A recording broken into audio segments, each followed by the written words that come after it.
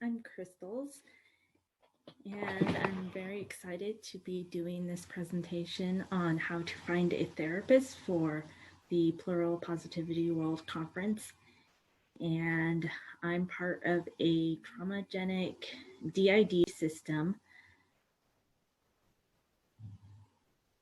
And a little bit about my visual description is that I have blue eyes, light skin, and in my background, I picked some flowers from my garden. I brought a box of Kleenex in here. The topic of how to find a therapist can be a little emotional, so I just want people to know that however you're feeling about that is welcome.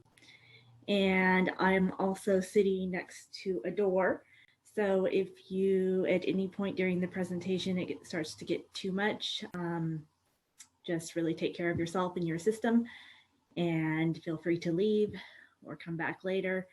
And in this little box here, I have all of my little charms that I picked out, a little charm for each of my system members. And that just is to remind me that I'm a system and everybody in my system is valuable. I also have a little picture here. It says, I love you all. It's a watercolor that I painted, also just to remind myself and my system that we're loved, even if it's just by myself, and even if I am struggling in the past to find a therapist or to find support or to find enough support, that despite all of that, that all of us are valuable, all of us are worth having the support that we need. And I also have, I guess this got into the picture, a little house I painted. Something my kids like to do is paint things. My pronouns are she, her. My personal pronouns are she, her, and collective pronouns are we, or plural pronouns. So we'll probably go back and forth. If I'm talking about me personally, I'll use she, I'll use I, and then generally use we in situations like this. I have a little dog at my feet. His name is Bayless. He's a support animal and he is very attuned to me, and so I might give him a couple little treats during the presentation. So I chose this topic because it's very close to my heart. I've had a lot of very good therapy in the past, and I've had some not so good therapy in the past. The first therapist I found, I was extremely lucky. I got a flyer in my box when I was in college, and it was an intern who was seeing some people at the college for half off as part of her internship and what she was doing. And she was amazing. She just sat with me. I couldn't talk. I didn't even remember. I just started remembering trauma. That's a little bit of a content warning. This presentation is specifically for people who want to go to therapy to resolve and process issues around childhood complex post-traumatic stress disorder, not disorder, response. I don't think it's a disorder. I think it's a response that we have to things that were just really hard that kids shouldn't have to go through. So that's kind of where I'm coming from, but also it can apply to anybody who's multiple, as it can be difficult just being multiple or any kind of, I don't know, individual situation that a lot of people don't understand. Can be difficult to find a therapist who resonates with, or I just think it's difficult in general. And I'll get into a couple of those things. I do have a PowerPoint that's going to be put alongside this presentation. The first picture just has some information about me and a flower. And so the next thing is why do you want to find a therapist or a specialist? And I forgot to mention one thing in my background, which is this rock here that says relax. And I just invite you to tune into whatever that brings up for you. It could help you feel calmer. It has a nice shiny butterfly and a little bird.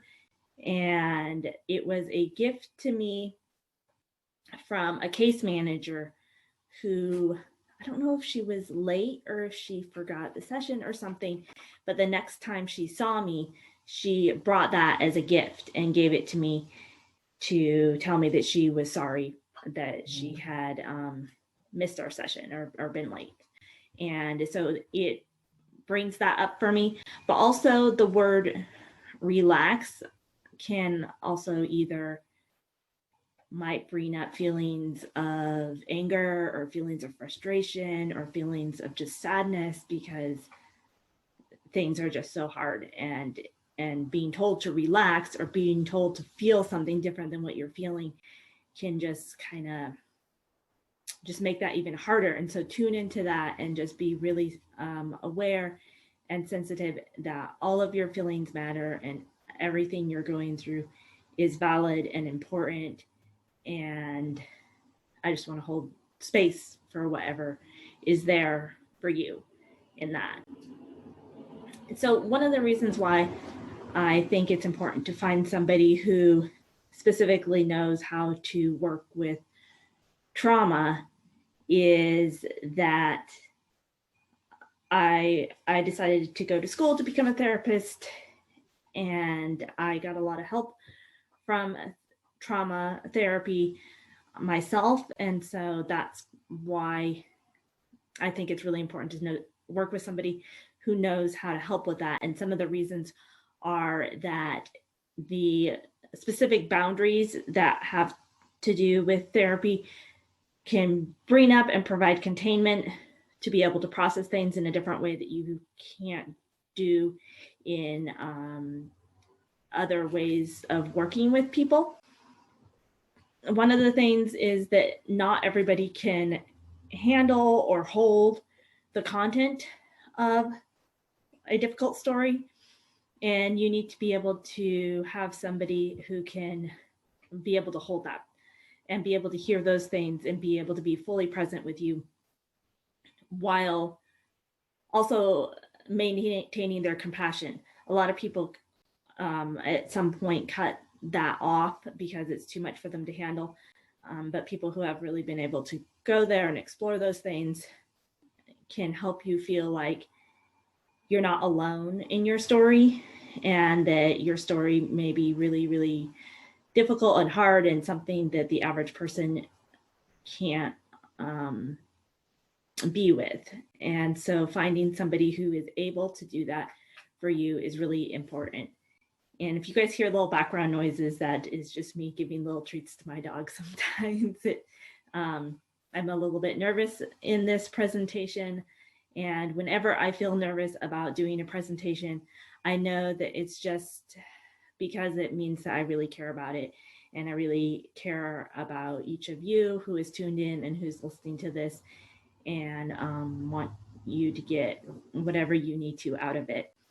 The other reason to find somebody who specifically knows how to work with trauma is that the ways people are trained, some of the ways people are trained, and some of the things that work for other disorders or other single incident, say somebody had a single incident trauma, like one bad thing happened that was really, really, really bad, but it wasn't something that happened like throughout their childhood. That is dealt with differently, and different things help.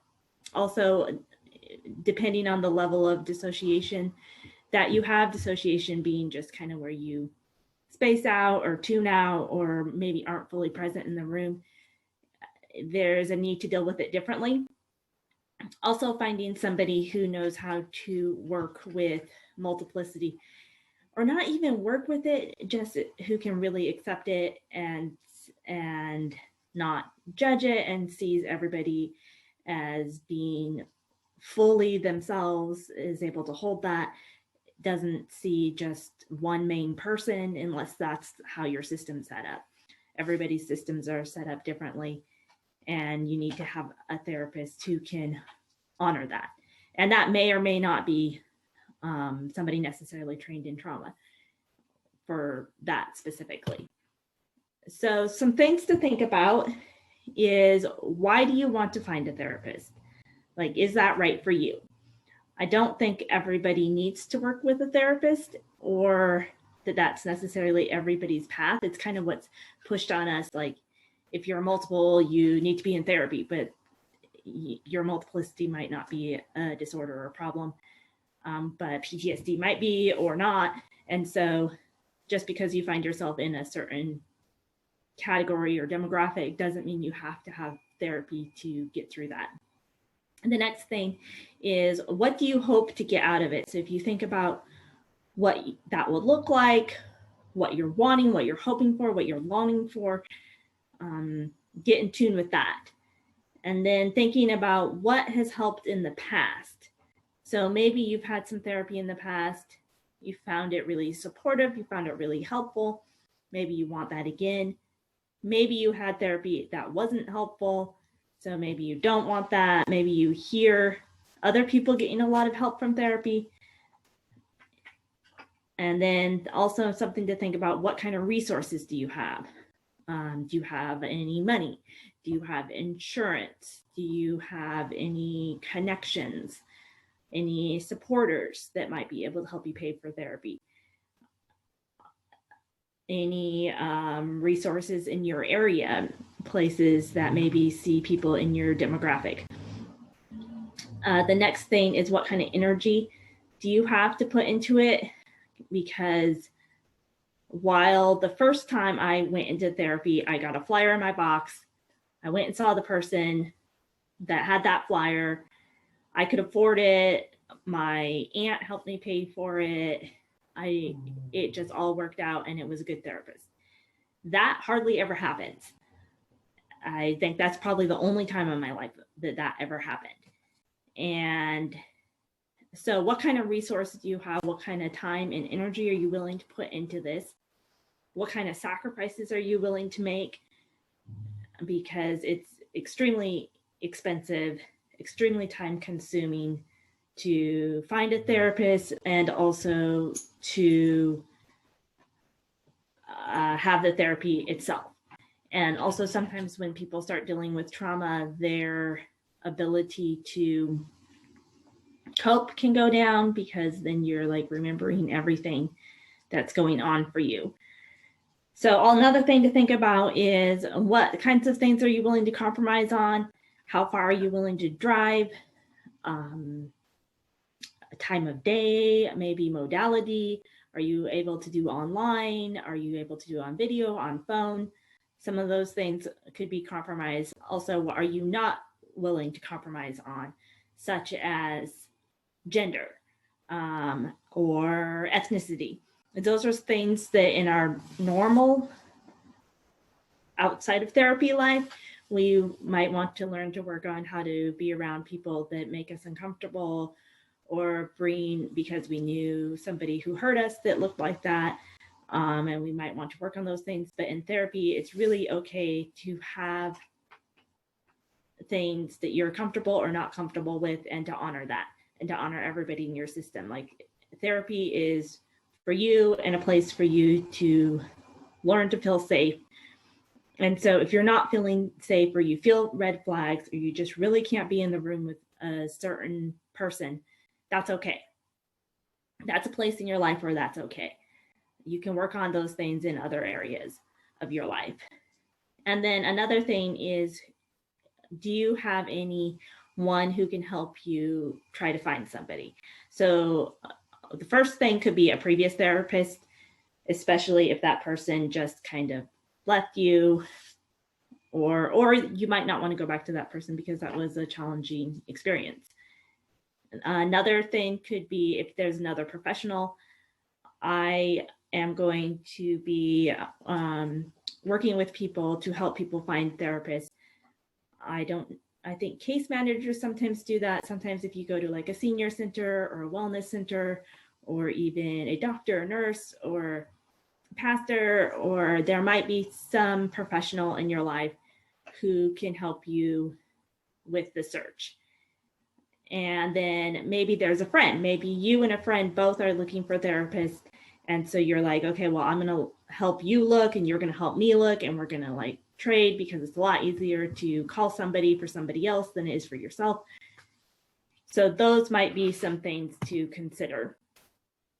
So this next slide I have has a picture of a person leaning forward with their head in their hand with some words: unimportant, unwanted, shameful, useless, broken are some of the words that are on the picture. And I chose that picture because sometimes that's how it feels, and that the problem of trying to find a therapist can be so intense and so hard that it brings all this stuff up. Like, you need therapy for how hard it is to find a therapist. And part of that is the stigma around multiplicity, even stigma around trauma and levels of trauma. Those things can just make it almost feel impossible at times. And so a lot of therapists still are taught that it's multiplicity is rare, DID isn't, dissociative identity disorder isn't a real diagnosis, and or they're taught it's controversial, they're not taught anything about it. So there's just a general lack of training. And a lot of therapists then in turn have trouble finding training.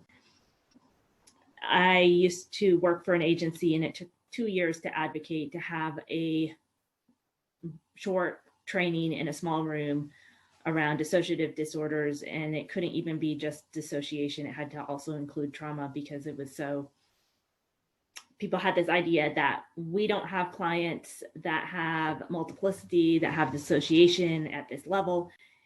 But more people are becoming aware of trauma, so that's good. The other problem is that most schools, there's a very high emphasis on manualized therapy. So therapy that is kind of by the book, that instead of being about connecting with the person and what the person brings into the room and some of the more psychodynamic types of therapy, there's more of a tendency to let's analyze thoughts, let's get you to change your thoughts, change your behavior, give you a worksheet, do therapy in this systematic way. And that generally isn't what's helpful for trauma, and can even like be upsetting. The other problem is insurance, that most people rely on insurance to pay for therapy because it's just very expensive. But the problem is the way the insurance is set up, that a lot of therapists are really passionate and caring and want to help people with trauma just don't have the bandwidth to be able to also deal with insurance panels, so they don't accept insurance. So you go to your insurance and then you can't find anybody listed, or all of the people listed are trained in manualized therapy, not in a therapy that is more useful for helping with trauma. So the next slide I have, it says finding a therapist is hard work, and it has a picture of a person rock climbing. And I think this is really important to pay attention to and to know. I wrote on here that this can give hope, because it means that we aren't doing it wrong. It means just because we keep hitting dead ends, there's still a way forward. The problem is the system, not us. And that's, I think, really important to recognize, that you are not beyond help, and that there can be healing, and there can be somebody out there who can help you. It just can be really, really a lot of work to find that person. And by a lot of work, I mean, it can take years, or people have called over 100 therapists, people have met with dozens, and then there's advocating for yourself. There's maybe needing to get really creative in problem solving, reassessing your priorities. The therapist I'm seeing now, I couldn't find anybody and kept trying to go through my insurance. So after a year of that, finally I said, okay, forget about insurance. I'm just going to I went to the International Society for the Study of Trauma and Dissociation. I looked at their website. I went through all of their therapists, cross-checked them with Psychology Today, looked at all of their websites, and I'm going to talk a little bit more about that process. But I lost my thought. It's just a long ordeal. And this is where I was going with that, was that therapist is in San Francisco, which I have to cross the bridge. I hate driving in the city, and it takes over an hour to get there. My previous therapist, I was a 15-minute walk away and I could walk there. And so, but when she retired, there was like no one I could find. And so thinking about your priorities and what you're willing to give up, and that might change as time goes on. And if you find it really difficult to find someone, then you might reassess and be like, oh, okay, now I am willing to drive an hour, 2 hours, 3 hours, 4 hours to get to a therapist who really gets me and who is really able to help me in this way. Not everybody is able or willing to do that, but those are some of the things to think about. Like, how much does this mean to you? How much do you want this? And if you don't, and if that's too much, that's okay too. Like, whatever it is for you, but just really being real about how difficult it is and how much people do give up and sacrifice to find the right person. For me, it's worth it. For me, it is worth every penny, everything that I have had to give up. The sweater I'm wearing, I chose this sweater to wear because I went to the city and it was really horrible. I missed my appointment. I got lost. It was pouring rain. I had to buy new clothes because my clothes got soaked. And I bought this sweater, and this sweater just reminds me of just the challenges of getting there, but also the comfort and support and how meaningful it has been to be working with the person that I'm working with. So speaking of that, some qualities to look for. So I think the most important quality you want in a therapist is somebody who's teachable. You don't want somebody who is so thinking that they know it all. For me, therapy has been a lot about learning to work together. And so I want somebody who I can say, when you do this, this is the outcome and this isn't working for me. Me to be able to get to the point to being able to say that to that person is huge. That was like half the therapy, just being able to say that at all and advocate for myself in that way. And so having a therapist who can hold that and then say, okay, or also who can come back and be like, I was wrong. I should have done this a different way. And when I did this way, that hurt you. That wasn't my intention.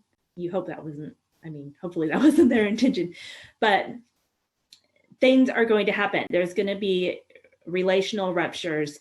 And you want a therapist who can learn from that, who can admit and acknowledge when something didn't work, and then who can change. The next one is compassionate.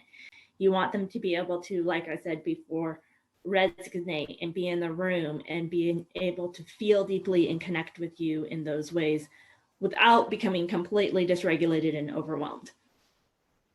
Creative. I'm working with, I think when you have multiple people, it's really family therapy, I think, because you're working with so many different moving parts. You're working with a system. So you want somebody who can kind of think outside the box and kind of explore with you, oh, that wasn't working. Let's try this. Let's try this different modality, or I'm going to go and I'm going to learn about this thing. You want somebody who's trustworthy. You might not feel safe with them right away. In the room, you probably won't if you've been through really severe trauma, but you want somebody who you feel like you could come to trust. somebody who's attentive, especially I think if you're doing digital. My old previous therapist was an excellent therapist. She was amazing, but for whatever reason, she couldn't do digital the way that my current therapist is able to, who like notices if I switch or notices different things, if emotions coming up. She's just very observant. So, and then another one, and this goes with teachable, is humble. Somebody who kind of sees you as the expert in your experience and also knows that they have stuff to learn. And another one is insightful. Somebody who is able to kind of maybe connect dots in their head of like, oh, when you said this, this reminded me of this, and able to have done studying on trauma to learn and can give you feedback and reflection. So this slide here is provider comparison. And I'm comparing therapists to peer supporters and coaches. And previously, I just was really stuck in the box of prioritizing therapists. I have since come to realize that there's this whole other category of providers called coaches, and also peer supporters who can be just as good and just as experienced and just as educated. But there are pros and cons. A pro for a therapist is therapists have a master's degree. So you can look at their degree, you know what school they went to, you can research the school, you know they went through a certain regimen of study that included certain things about the DSM, about diagnosis, about development, about whatever. Advantage maybe on the other side for a peer supporter or a coach is that they haven't been indoctrinated by the system. They haven't been taught the medical model necessarily. So they might have a different way of thinking about it that you might prefer. A therapist, there's a tendency towards manualized treatment that they've been taught, especially more recent, the past 20, 30 years. That's not very recent, but, and then peer supporters, they can have more of a tendency towards somatic methodology and alternative methods. But then also therapists understanding some of those might understand the field a little bit better around what other therapists are being taught. So can maybe help you understand why other therapists did things a certain way and where they might have been coming from. Therapists can be defined by a formal label. So as a therapist, they can take on like personification of like being a therapist, and that's who I am, and that's part of their identity. A peer supporter or a coach might have had to work harder to define themselves and figure out who am I, where do I fit in this whole thing. Therapists also may have to do that as well, especially if they are inside of the system and they're working in a way that's different than what their peers are working. So they may have had to come to terms with some things in a different way. They've had supervised hours, and that's can be really important, that a therapist has had some kind of consultation, some kind of supervision. When you get a licensed therapist, you know that they have had 3,000 hours supervised, because that's one of the requirements. And so that goes without saying. When you have a peer supporter or a coach, you don't know that for sure. And they may have, might have to do a little bit more legwork to figure out if they have done that or not, or what kind of experience they have. A therapist is regulated by a board. So you can, if something goes wrong, you can report it to the board. You can look up their license. You can see if other people have reported things. And so there's some safety there. But at the same time, sometimes those things aren't, the regulation doesn't happen, and the safety isn't what you would hope it would be. And so there's a lot of therapists that are licensed that maybe shouldn't be. And so that goes into tend to trust licensed therapists because they are licensed, which I think we can't just trust people just because they are licensed. So a peer supporter or coach, you know that they're not licensed. You go into it knowing that. And you don't tend to think they are the expert in the same way. And so that can be an advantage in that, just the framing of that. And so there's pros and cons to each. Also, therapists have to work inside their state. If you're really, really having a hard time finding somebody in your state, you might want to look into peer supporters and coaches. And you can find people who have been through training on trauma. And also, just because somebody's licensed and has a specialization or says they have a specialization doesn't mean they actually do. So those are just some examples. So how I go about finding a therapist is I start with the ISSTD website, which is a group of professionals specifically focused on treating trauma and dissociation. Now, when I was preparing for this, I thought about doing a whole example search, decided not to do that for various reasons, but I just want to also say that, so I just typed in, say, Ohio, and a whole bunch of stuff comes up. There's a whole bunch of boxes you can check. I suggest don't check any of the boxes, just see what comes up. When I typed in Ohio, one person came up for the whole state. And so I just want to hold space for that this is really, really hard, especially if you're in some of these states where you go to search somewhere and nobody comes up, or one person comes up. One person is not a search, is not a choice. That might not be the right person. And so just being with the feeling of how hard that is, and that's real.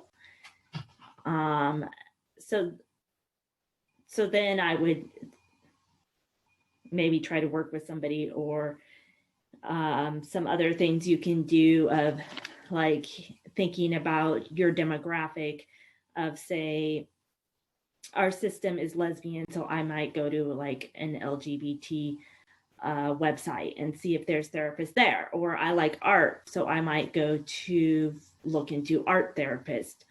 Or so it really, you have to start thinking beyond the box when you're searching. And so then what I do, I get the name, then you can cross-check that with Psychology Today, and you can go into Psychology Today has a therapist finder and pull up all their names. And then from there, you can go to their websites. And then, so I already mentioned organizations specific to your demographic. Another place you can look at plural communities. I know some communities are trying to come up with lists of therapists who specifically work with multiplicity, because we're recognizing how hard it is. And so I think peers are starting to, by peer, I mean people with lived experience of multiplicity or complex PTSD, starting to try to solve some of these problems.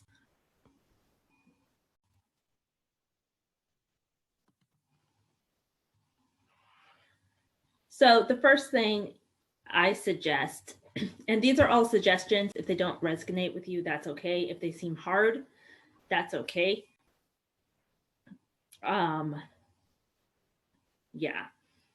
So find 10, I suggest. And it may take months to find 10.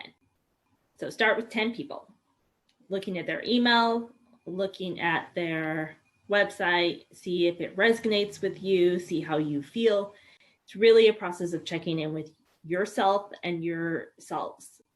Your other people who you have in your system have insights that you may not be aware of. So start with 10, contact those 10, Some of them, many of them may not call you back, may not respond at all, may respond in months or weeks.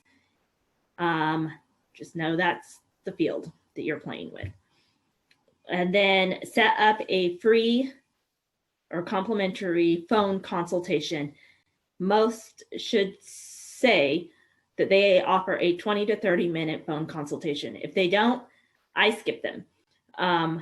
If you're really in a place where you don't have a lot of people to work with, maybe you don't do that. But I find that 20 to 30-minute phone consultation, that saves me legwork from actually visiting them, because I can see if I resonate with them or not during that time.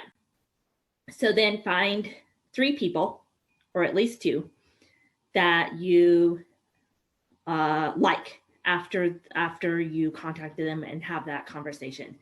Meet with those 3 people 3 times each before making a final decision. This was the process I went through when I found my therapist now. And the reason for that is you need to know that you have choices. It's just really important that you know that this one person in your area is not the only person there to help you. It may seem like it, but they're actually not. So for the first contact on the first call, I have a series of questions that I ask everybody. I ask them, why did they decide to become a therapist? I think that's one of the most important questions, and a lot of people have never been asked that. So if they say, oh, let me think about that, that's actually really good. Whenever they stop and say, let me think for a second, or if they seem stumped, that's actually really good, because that means that they are somebody that doesn't just give a rote answer. They actually stop, they tune into themselves, they think things through, and they're going to answer honestly. The next thing I ask, why did they decide to work with trauma or multiplicity? Because it's so few people work with it. It's a specialized field. I want to know why they got into it.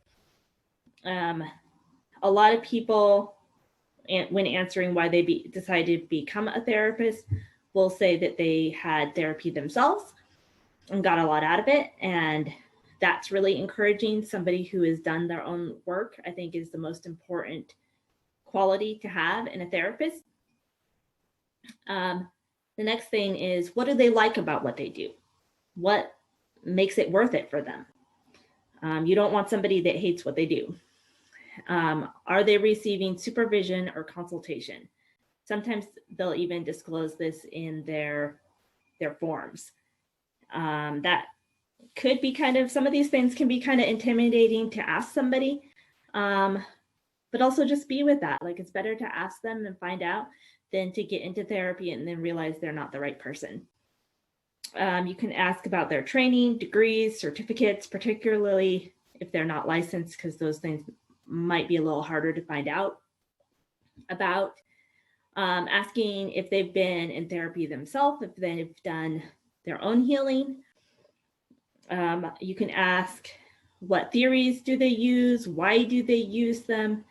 Are they able to explain how they work to you? If you're interested in creative modalities, you can ask about that.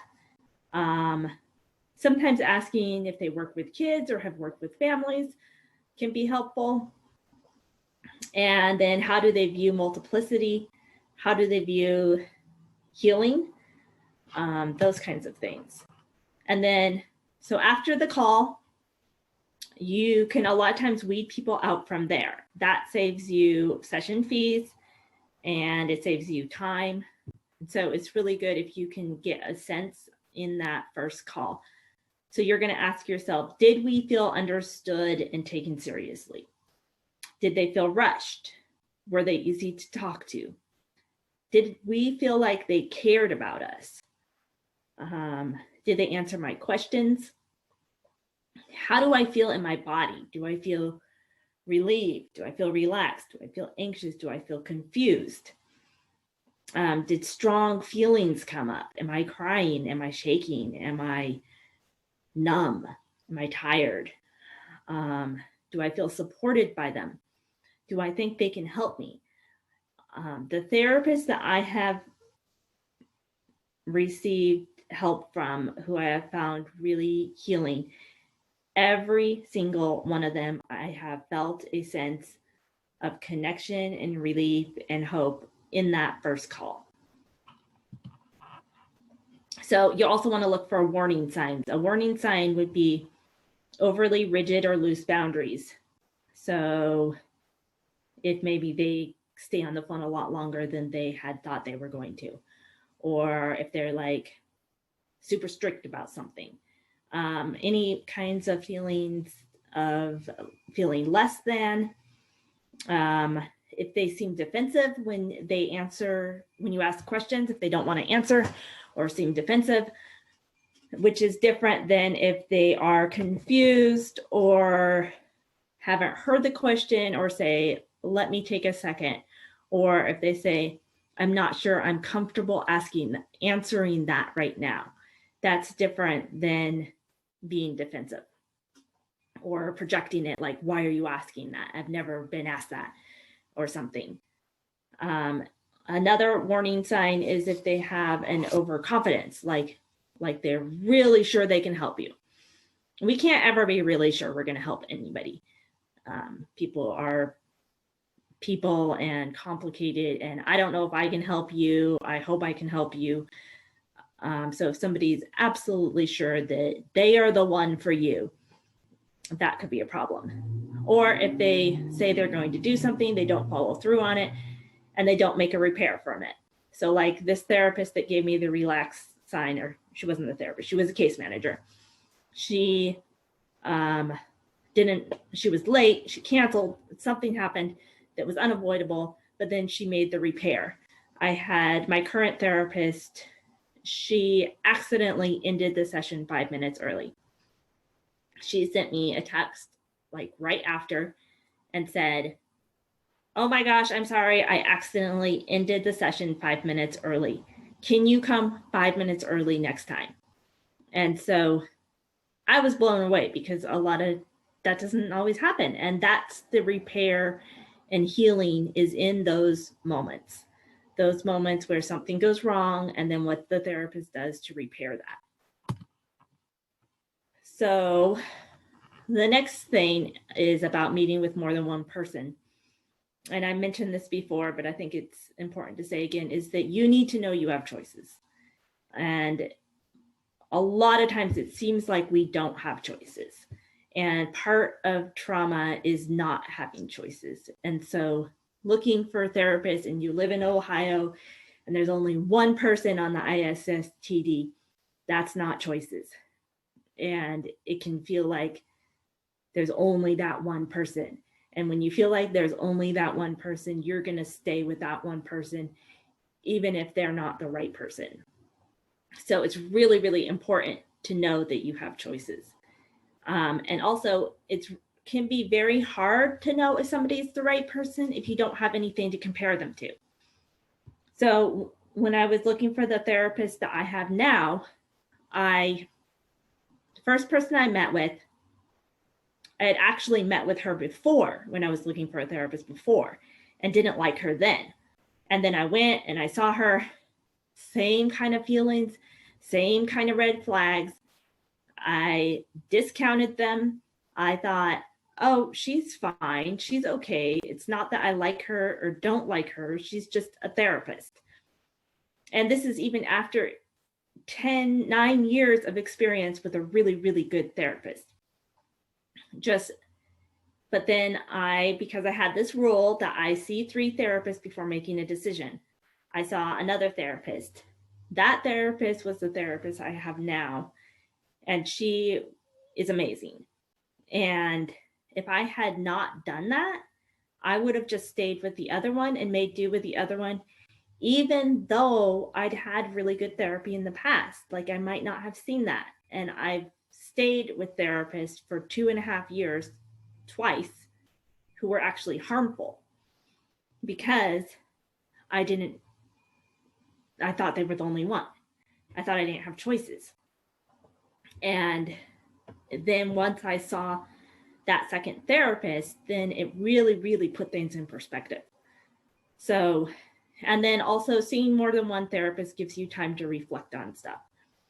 So you're not just making a quick decision. You're not saying, oh yeah, I'll see you next week.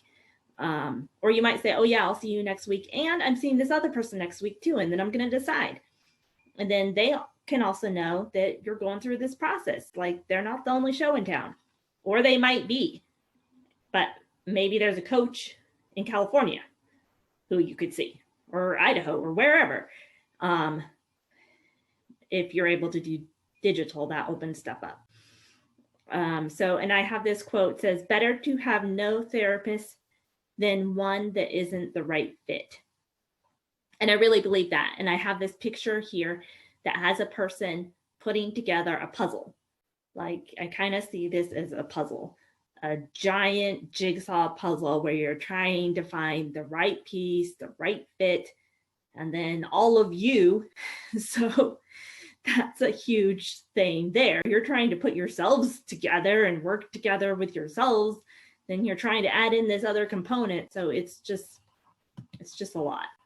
And then I have this next slide. It has a picture of a person, raising their arms up, and there's a sunrise or sunset and ocean in front of them. And it says, trust yourselves. Trauma gives us finely tuned intuition.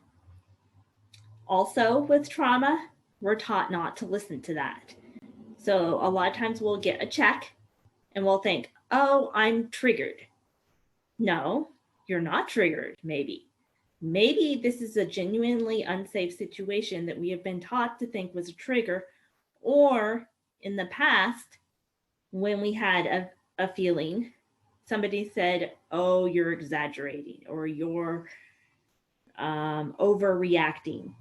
But so part of this process and the learning might just be, and the therapy might just be learning how to listen to your intuition.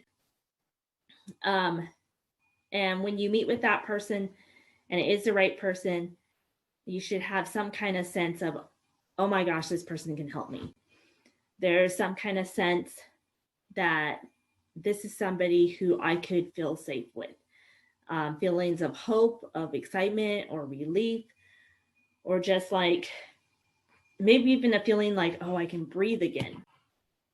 Or there might be a feeling of, I feel all these things. This feels like the right person. I have no idea how I'm going to make this work because they're really far. My insurance doesn't cover them. So there might be fears around that. And you might need to do a lot of problem solving that could then be overwhelming and challenging, or maybe I can't see this person right now, or whatever it is. So what to do while you're searching? First thing, listen to all of you. Listen to everyone inside your system. Take time to reflect, do some fun stuff. Maybe you don't know what is fun. Start trying some different things if you can. Feel your feelings and honor how hard it is. Just be with that. That's real. Check in with yourselves. See if you need to stop looking. Maybe you need to take a break. And then another thing is keeping a log, writing down pros and cons between different therapists, writing down all the efforts you make if you're trying to use insurance. This can be really helpful. You can say, I called everybody on your panel. None of them have any experience with dissociation. None of them are in my area, whatever it is. And then you can make an appeal to the insurance to see somebody outside their network when you have made all those efforts that you went into. Sometimes there's ways to work with insurance companies, especially if you have some kind of diagnosis like dissociative identity disorder or something like that, that most of the time is considered a specialization.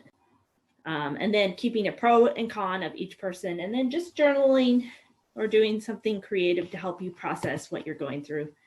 Doing things like trying to take care of your body and eating and sleeping and just the day-to-day things that we need to do. And then if you're burnt out, take a break, take a year off, take a week off, whatever it is, do some other stuff. And then I also have here alternatives to therapy, or in the take a year off, the take a break from your search. I have a picture of somebody coloring. I have somebody walking through grass, tall grass with their hands out, someone listening to music, and someone playing video games. So maybe therapy isn't for you, or maybe it's not for you right now. That's okay. And there's lots of ways that people heal. Some things that can be alternatives are online groups, such as this conference, such as there's Facebook groups, there's other trainings. There's a lot of peer support popping up. You can join those. You can also try to build your own community. Mighty Networks is a platform where you can build your own community. You can join other communities. Zoom, if you don't have a Zoom account, you can do meetings with people up to 40 minutes anywhere in the world. You can get more involved in some hobbies and activities, start helping other people, ask them about how they're doing. You can take courses. I know there are Plural systems that teach courses on how to work with your system. That can be really super useful. Some people, that's all they need. I mean, not all, but that's one of the things. Reading novels and memoirs so that you don't feel alone with your experience. Learning on your own about trauma or healing, listening to podcasts and videos. And then the last thing is I have a picture of a phoenix rising up out of ashes and flying into a blue sky. It says, it may feel like you aren't making progress and the pain may seem like it will never end, but you are changing and growing. And just you being here, just you coming to this conference, just you making whatever effort you are making shows that you are committed to learning and healing and growing. And that is not something to take lightly. And at the end, I was working as a peer supporter. I was trained as a therapist. I got 2,500 hours, but then had to step back and work full-time on my own healing and recovery. And so I just quit my job and am focusing now on helping people find therapists because I know how hard it is, and also on training therapists how to work with multiplicity and complex PTSD. So if any of you are interested in that, you can contact me at Crystals Multifaceted at protonmail.com. And that information will be available other places as well. And I just wish you all the best, and just affirm wherever you're at, whatever you're feeling, that you're valuable and you're worthy, and that there is something out there that can help you. And I'm wishing you the best in finding that. So thank you for your time and for being here.